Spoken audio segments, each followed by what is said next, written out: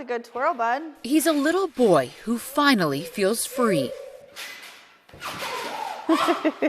to do all the things a 7-year-old should.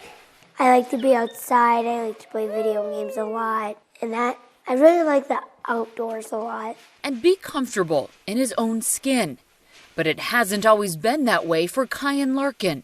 When my skin was not doing that good, I felt like I wasn't free or something. He was diagnosed with atopic dermatitis, or eczema, when he was 6 months old. But his mother, Cassie Larkin, believes it started even earlier. So it was a lot of summers inside.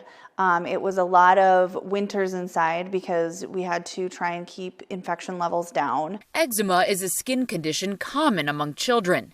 mHealth Fairview pediatric dermatologist Sheila McGinnis, who treats Kyan, estimates up to 20% of children in the U.S. are affected. We now know that eczema is caused by defects in the skin barrier, so that there's an impairment in the skin barrier. And what happens is the skin cannot retain water like normal. But Kyan's condition was more severe. All of these are all different ointments, oils, lotions.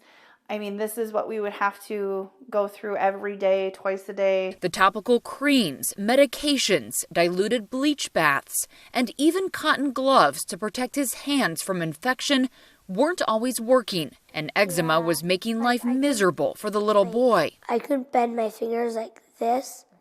I usually had to bend my fingers like this. It was hard to even hold the pencil with open sores, and there were constant concerns about skin infections and hospitalizations. We always had to be careful with him, and so at a point, you don't want to be careful as a kid. You want to go run and do all the things that everyone else is doing. So to try and limit that, it really, you could tell, kind of crushed his spirit a little bit. Then in 2017, some good news.